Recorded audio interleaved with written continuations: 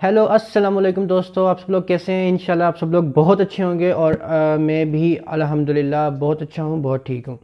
तो दोस्तों, जब भी आप टर्की में आते हैं तो जो सबसे ज़्यादा प्रॉब्लम आपको फेस करनी पड़ सकती हैं, जो मैंने सोचा कि वो प्रॉब्लम मैं आपको पहले ही बता दूं ताकि आप मेंटली प्रिपेयर होके आएँ या उसका कोई सोल्यूशन आप उसका इंतज़ाम करके आएँ। ठीक है, इन्हीं पॉइंट्स के साथ मैंने ये वीडियो बनानी थी ताकि आप लोगों को मैं पहले ही बता दूं कि जब आप टर्की में आएंगे तो आपको क्या क्या प्रॉब्लम फेस करनी पड़ सकती हैं। तो इसी के साथ वीडियो को शुरू करते हैं फिर।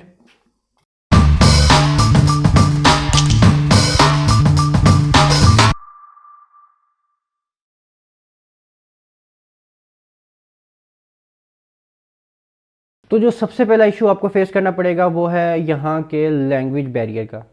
तो ये लैंग्वेज बैरियर इतना बड़ा है कि अगर आप लोग किसी भी पढ़े लिखे बंदे से भी मिलेंगे तो उसको भी इंग्लिश नहीं आती होगी। वो मैं इसलिए बात कर रहा हूँ क्योंकि डेफिनेटली जब आप आएंगे यहाँ पर तो आपको कोई शॉपिंग भी करनी है, ग्रोसरी भी करनी है, आपको अपने लिए रेजिडेंस भी ढूंढना है, आपने घूमना भी है, आपको हर जगह पर लैंग्वेज की ज़रूरत पड़ेगी। लेकिन अगर आपको टर्किश नहीं आती तो ये आपके लिए बहुत बड़ी प्रॉब्लम है। ट्रांसलेटर का आप यूज़ ज़्यादा नहीं कर सकते, आप सिर्फ बहुत थोड़ी कम्युनिकेशन के लिए आप ट्रांसलेटर का यूज़ करते हैं। लेकिन अगर आपको लैंग्वेज नहीं आती तो ये एक बहुत बड़ी प्रॉब्लम है टर्की के अंदर। जैसे कि McDonald, burger King, Levi's, Starbucks, इन इस तरह के बड़े ब्रांड्स में भी जो लोग काम कर रहे हैं उनको भी इंग्लिश नहीं आती। ठीक है, अगर आप लोग उनसे कुछ मांगते हैं, कुछ कहेंगे तो वो आपकी कम्युनिकेशन नहीं समझ पाएंगे, आपको गुजारा ट्रांसलेटर से करना पड़ता है। तो ये लैंग्वेज बैरियर जो यहाँ पर वो बहुत बड़ा है। यहाँ पर पढ़े लिखे बंदों से लेकर शॉपकीपर तक किसी को भी इंग्लिश नहीं आती।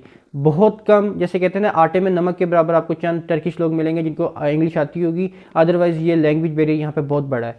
आप किसी भी वीज़ा पे आ रहे हैं, चाहे टूरिस्ट वीज़ा है, वर्क वीज़ा है, चाहे आप स्टडी वीज़ा पे आ रहे हैं, तो आपको ये प्रॉब्लम फेस करनी पड़ेगी। इसका सोल्यूशन यही है कि आप पाकिस्तान से कुछ ना कुछ लैंग्वेज की प्रैक्टिस या कुछ छोटा मोटा A2 2 लेवल एटलीस्ट करके पाकिस्तान से आए ताकि आपको कुछ बेहतर हो सके, यहाँ पर कुछ फ़ायदा हो सके। अदरवाइज़ आपको स्टार्टिंग में यहाँ पर बहुत प्रॉब्लम होने वाली है। लैंग्वेज बैरियर को मैंने पहले नंबर पे इसलिए रखा है क्योंकि सबसे जो बड़ा मसला यहाँ आने के बाद वो आपको लैंग्वेज बैरियर का ही होगा। तो प्लीज़ इसके लिए आप रेडी होके आए। ठीक है,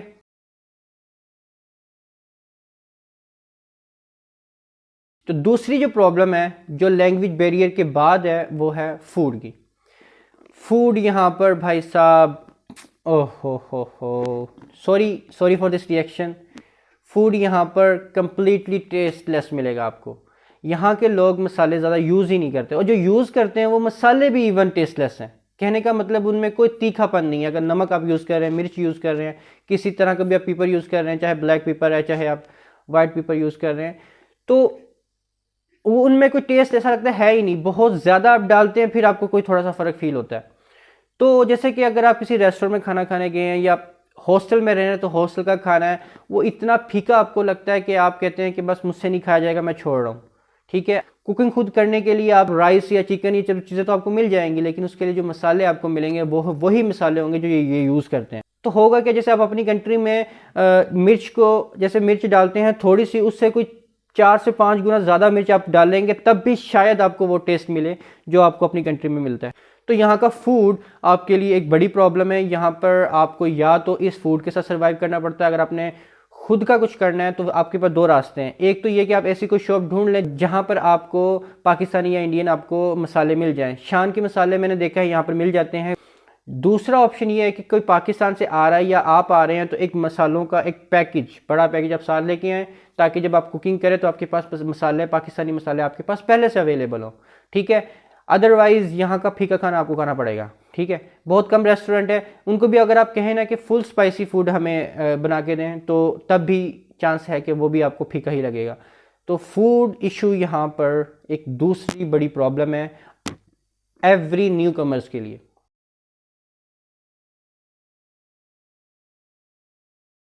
तो तीसरी बात आ जाती है इकामत की, जिसे किमलिक भी कहते हैं। अब जैसे अगर आप 2 साल की वीज़ा के लिए, 1 साल या 4 साल, जितने भी टाइम के लिए आप जब यहाँ पर आ रहे हैं तो आपको वीज़ा उसके मुताबिक नहीं मिलता। आपको वीज़ा 90 डेज़ का मिलेगा। 90 डेज़ का आपको वीज़ा मिल गया। यहाँ आने के बाद आप जिस बेस पे आए, जैसे स्टडी की बेस पे आए हैं, तो आप उस बेस पे किमलिक अप्लाई करते हैं, मतलब इकामत अप्लाई करते हैं। इकामत मतलब एक टीसी कार्ड होता है, रेजिडेंस कार्ड होता है जिसकी बेस पे आप यहाँ पर रहते हैं, आप उसको एज अ CNIC यूज़ कर सकते हो। तो उसकी प्रॉब्लम ये है कि आपको जो डॉक्यूमेंट्स देने पड़ते हैं वो इशू है। जब आप फर्स्ट टाइम अप्लाई करने के लिए जाते हैं तो आप यकीन माने फर्स्ट टर्म में तो फर्स्ट या सेकंड टर्म में आप कभी अप्लाई नहीं कर सकते, जो कि मेरी ऑब्जर्वेशन है। यहाँ पर जितने भी लोग मुझे मिले हैं सब लोग जब डॉक्यूमेंट सबमिट करवाने जाते हैं किमलिक के लिए तो होता है क्या है कि हमेशा कुछ ना कुछ मिसिंग होता है। कभी टैक्स का इशू हो गया, कभी कोई डॉक्यूमेंट इशू हो गया, कभी कहीं से आपने अटेस्ट नहीं करवाया, और इस तरह के इश्यूज रहते हैं। अगर आप स्टडी के लिए आ रहे हैं तो ज़्यादा इशू होते हैं क्योंकि यूनिवर्सिटी से भी आपको कुछ ना कुछ लेना पड़ता है जो आपको वहाँ देना होता है, जो आपको पता नहीं होता। तो वो भी एक इशू है। आई एम नॉट सेइंग कि वो बहुत बड़ा इशू है, बट ये एक इशू है, तो मैंने सोचा मैं आपको प्रॉब्लम ये भी आपको बता देता हूँ।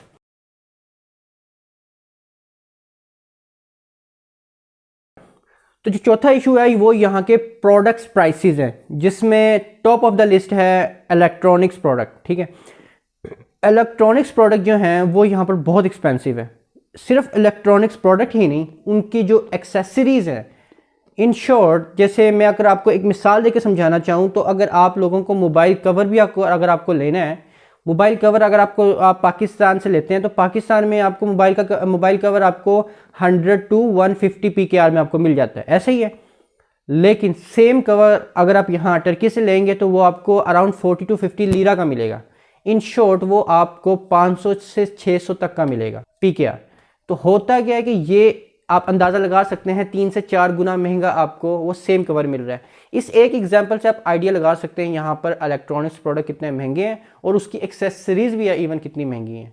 ठीक है, उम्मीद है आप सब लोग समझ गए होंगे। ये वो प्रॉब्लम है जो मैंने आप लोगों को बतानी थी, जो आपको यहाँ पर आकर फेस करनी पड़ेगी। इससे आगे दोस्तों मैं यहाँ पर आपके लिए बड़ी टर्की से रिलेटेड बड़ी इन्फॉर्मेशनल वीडियोस तो बना ही रहा हूँ, साथ में एजुकेशनल वीडियोस और अर्निंग से रिलेटेड वीडियोस भी बनाता रहता हूँ। अगर आप मुझे कमेंट करेंगे या वीडियो को लाइक करेंगे तो इससे मुझे मोटिवेशन मिलती है। आपको कोई प्रॉब्लम है तो आप मुझे क्वेश्चन पूछ सकते हैं, आप इंस्टाग्राम से पूछ सकते हैं, आप मुझे कमेंट भी कर सकते हैं, मैं आपको रिप्लाई करूँगा। ठीक है, तो मिलते हैं जल्द ही अगली वीडियो में। Good bye, take care.